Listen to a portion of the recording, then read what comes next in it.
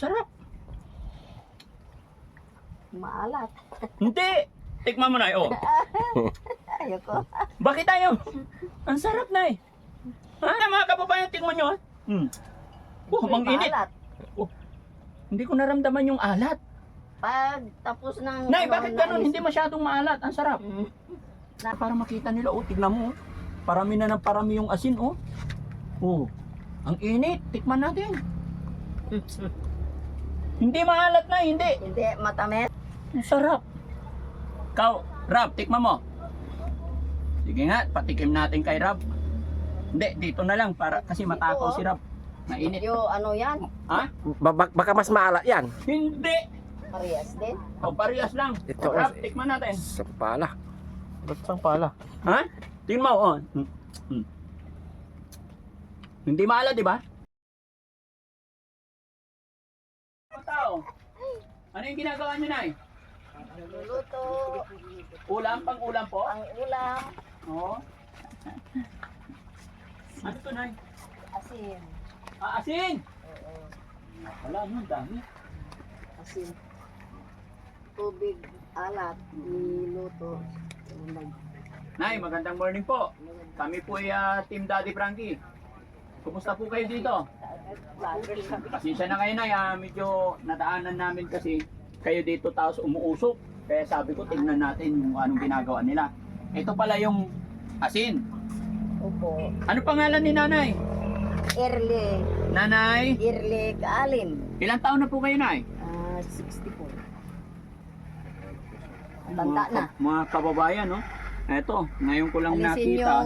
Alisin yung bula para Ngayon ko lang nakita mga kababayan, ngayon ko lang nasaksihan kung paano pag-produce ng asin.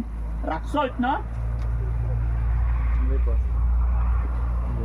Hindi. Hindi pa rock salt to. Hindi. Iba yung rock salt. iba yung rock kabilad salt, sa- sir. Ano po ito? Yung rock salt, yung hindi niluluto, pinakayod dyan lang sa ito niluluto. Ito, iodized salt. Oo. Pero hindi min nilalagyan ng iodized. Hindi nilalagyan. Hindi. Paano nga ba talaga? Mga kababayan, kahit ako, hindi ko alam. Akala ko ito na yung rock salt. Ayon kay Nanay, hindi pa rin daw. Sabi ko, iodized. Hindi rin daw. Ano pala to, Nay? Hindi nilalagyan ng iodized to, sir. Hindi nilalagyan ng iodized. Hindi. Ano ba yung Talagang iodized? Puro talaga, ito ang puro-puro na. Ito ang puro-purong asin. Oo. So ibig sabihin, hindi ito yung rock salt at hindi Yung- rin ito yung iodized salt. Yung iodized, sir, yung may i-spray nila dito sa naluluto na. Para pumino. Para pumino. Yun Ito, ang hindi. kinaklaro ko mga kababayan. Dahil marami sa atin, bibili tayo sa palengke. Gusto ko iodized. Gusto ko rock salt. Pero maging ako man din, maging ako rin po mga kababayan, ay hindi ko po alam dahil ngayon ko lang nakita kung paano mag-process ng asin. Kaya nandito kami, yaman din lang na nadaanan natin, pag-usapin natin si Nanay para lahat ng mga makapanood is malaman kung paano nga ba ang paggawa ng original na asin. Nay!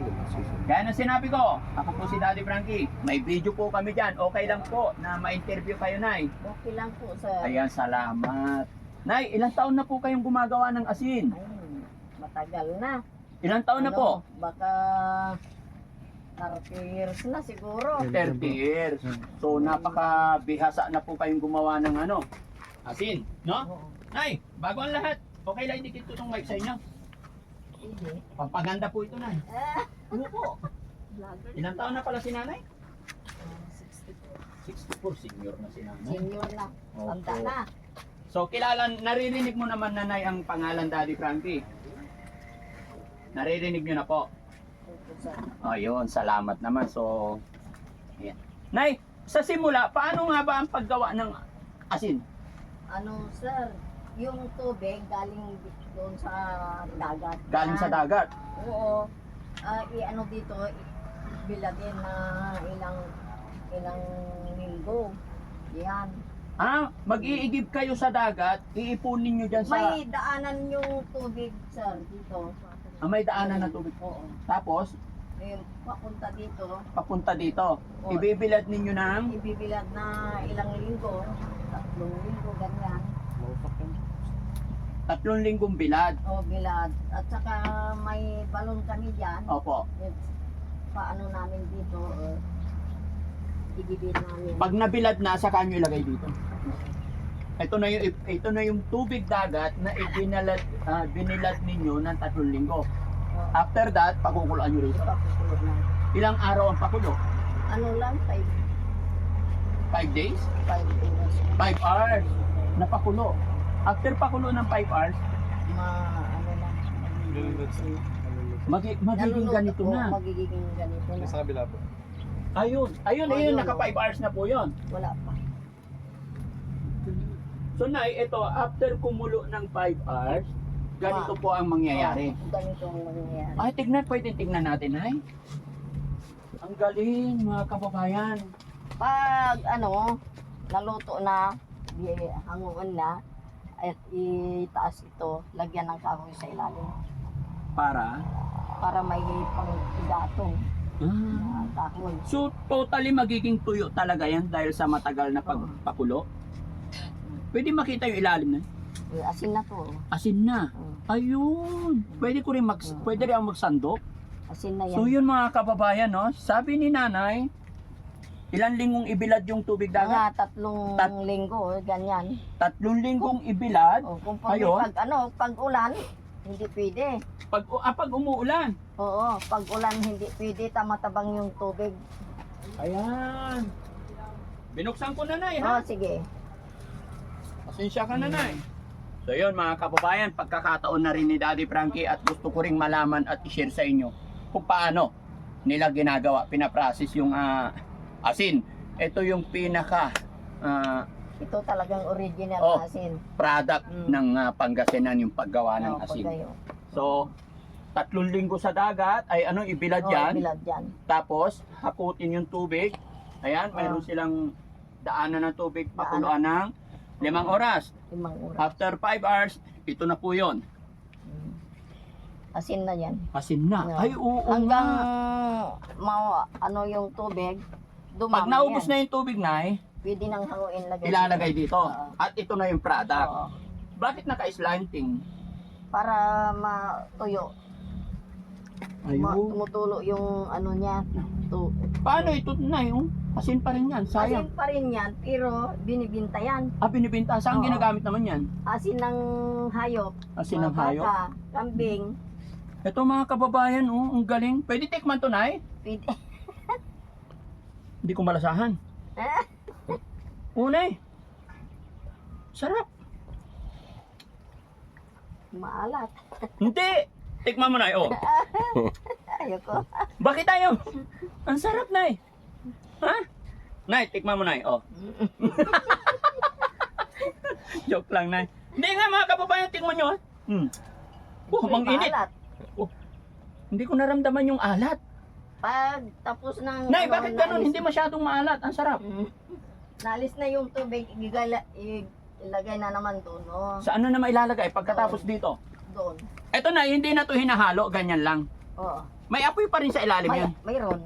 Doon. Saan kayo naglalagay ng gatong yan? Wala akong makita. Itaas ito, itaas.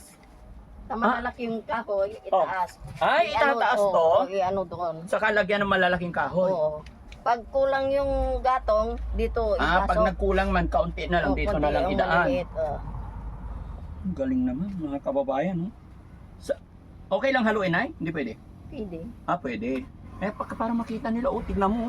Parami na ng parami yung asin, ang init. Tikman natin. Hindi maalat na, hindi. Hindi, matamis. Matamis. Ang sarap. Rab, tikman mo. Sige nga, patikim natin kay Rab. Hindi, dito na lang para kasi matakaw si Rab. Mainit. Yung ano yan, Ha? Baka mas maalat yan. Hindi. parehas din. Parehas lang. Ito, Rab, tikman natin. Isang pala. Ba't sang pala? Ha? Tingnan mo, Hindi maalat, di ba? Oh, Matamis. tamis. Matamis, sige, tingnan mo. Patikim mo rin kay Ay. Iba. Kuya Bal, halika, tikman mo. Tingnan na natin kung masarap talaga. Ang dami, ang dami. Mapakla. Hindi, bakit ako? Oo. Hindi siya masyadong maalat. Masarap. Ha? Tin mo. Sarap mga kababayan. Mapakla. Joke lang. Hindi siya masyadong maalat. Masarap. Siguro sa Pino. dami ng ginagawa ninyong asin, mayaman na po kayo. Ay, hindi nga no. Hmm? Binibili namin yung kahoy. Binibili yung Oo, kahoy. Kunti lang yung ano namin dito, tubo. Bakit? Eh, ang daming Ito. asin to. Ito oh, bilhin namin 2,000 yan. Itong batya. Oo. Oh, tapos? Magpagawa kami ng ito ano kami ng tao na maggawa. Gagawa nito. Mm, Magkano naman? yeah, 500 isang araw. Isang araw nilang ginagawa isang to? tao. Isang tao lang. Sa isang tao. Ilang Oo. tao ang gagawa nito, Nay? Dalawa. So, gaano nyo katagal gamitin po ito? Ay isang sa December, January, February, March, April. 3 buwan. Pag wala pag ulan na hindi na pwede. Ay, pag tag-ulan na, hindi na kayo gumagawa. Hindi na. So, may income kayo Sa tuwing susunod. summer. Sa susunod na naman Paano anong hanap buhay nyo pag tag-ulan? kaya magtanim ng palay. Ay, magtanim ng palay, dual business, no? Kung hindi naman kami Saan nyo magtanim. naman dinidistribute itong mga asin? May pumupunta dito na bibili yung mga taga Lingay, ganyan. Magkano po ang bili nila sa inyo? Paano binibenta? Noon per sako. Ngayon per kilo na yata. Per kilo na. Magkano per kilo? Benta nyo? Yung kuha po sa inyo, magkano per kilo? Yung 50 kilos 420. 420 pesos? Yung isang sako na 50 kilos? Oh. 420 divide 50 mga kababayan. Bahala kayo dyan. Mahina ako sa math. Ha? Bakit 420 lang? Pero pag tayo ang bumibili, Oh, mahal. oh, Mura nga, sir. Parang Oh, Ito. mura na. Parang 4 na. Ay, So, hindi ito yung iodized. Hindi. At hindi rin ito yung rock salt. Yung rock salt na, yun yung kinakayod dyan sa... Kinakayod yan. Saan? Yan sa ganyan. Pero dito, walang kinakayod dito. Tubig talaga lang yung Kinukuha. kinukuha na. Ah, Iba yung kinakayod dyan. yung kinakayod yun yung rock salt. Oo. Tapos yung iodized, saan po yun? Binibili yata, i-spray nila dito sa... Para maging iodized. Oo, para pumino yung asin. So, ibig sabihin may chemical na yung Mayroon. iodized. Ito wala. Ito wala. Oo. So, alin ang maire-recommend mong advisable na gamitin natin? Ay, hindi ko. Yung walang iodized. Yung walang iodized. Kasi natural, no? Wala pang Oo. gamot. Walang gamot. Kaya nga na, tinitikman ko, iba ang lasa talaga eh. Sabi nila, itong talagang niluluto, yung pag mag-asin ka ng isda, bagoong, hindi pwede yung may iodized.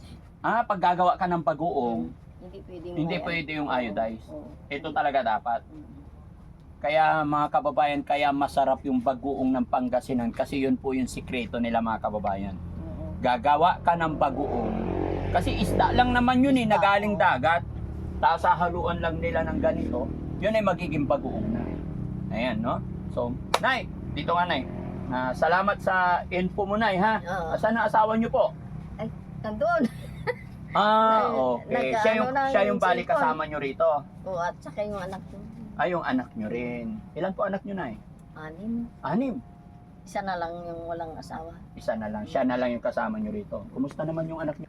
Dito sa Tondol, doon na Porksing ko. Taga dito talaga. Lehitimo taga dito talaga kayo. Kaya kayo na rin ang gumagawa nito talaga. Sarili niyong lupa. Ito na eh. Hindi, sir. Nagre-rent din. Renta lang.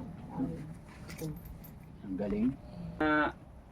Napasaya ko kayo at na-share ko kadagdag kaalaman din na kung paano gumawa ng asin. Maging ako man, gaya ng aking sinabi kanina, ngayon lang din ako nakakita, ngayon ko lang din naintindihan about rock salt, iodized, at saka yung natural. No? So, maraming salamat, Nay, sa pagtanggap mo sa amin. Nay, bibigyan kitang kasi sinabi ko kanina, lahat ng mga senior na makikita ni Daddy Frankie, bibigyan natin ng gift.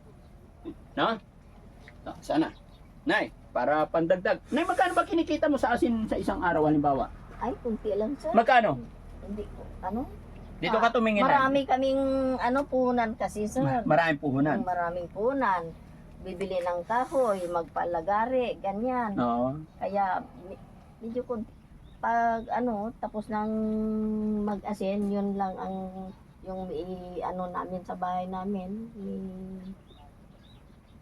Material yung pag natapos na. Pag Oo. nakabinta kami, ibili na namin naman ng kahoy. Kahoy na Ganon. naman. Oo. Para may panggatong ulit. Pero Oo. siyempre, meron at meron din kita. Mayroon yung kinakain namin. Ay, yung pagkain. Kung pagkain, ibili ng ulam. Mm. So ngayon na, anong oras na? Mag-alas 12 na, anong ulam nyo ngayon? Ay, isda. Isda. Bumili. Bumili ka ng isda. Oo, Sige na, bumili. idagdagan ko yan. Nay, bilahin mo. 1,000, 2,000, 3,000, 4,000, 5,000. Ay, thank you. Ha? May bili ng kahoy. May pambili ng kahoy. Sabi ko pambili ng ulam eh. Pangbili ng ulam, pambili ng kahoy. Oo. Sa binibili namin yung kahoy. Mahal din ang kahoy. Mahal. Isang truck, ano, 4,000. 4,000. Salamat, Nay. At sana napasaya ka ng Team Daddy Frankie sa umagang ito, sa araw na Yes, ito. sir. Ha? Thank you. Ayan mga kababayan, shout out po sa inyong lahat dyan, especially sa mga tiga dito sa Anda, Tondo, lahat, buong lalawigan ng Anda, Pangasinan. Salamat po sa inyong mainit na pagtanggap dito sa Team Daddy Frankie at patuloy kami mag-iikot pa dito. Nay, salamat Punta po. kayo dyan, sir. Opo. Kabila. Oh, maghahanap-hanap pa kami, no? At ito, masaya ang Team Daddy Frankie dahil nasaksihan at nakita namin, hindi na kami ganun ka-inosente dahil nakita na namin paano pag-produce ng asin. Mabuhay po yung mga kababayan natin dito na tagagawa ng asin. Thank you po. Thank you din. Maraming salamat. May ano na naman kami. May. Ibili ng makain Oo. o ano, kahoy. Oh, dito na, halika. Picture tayo dito.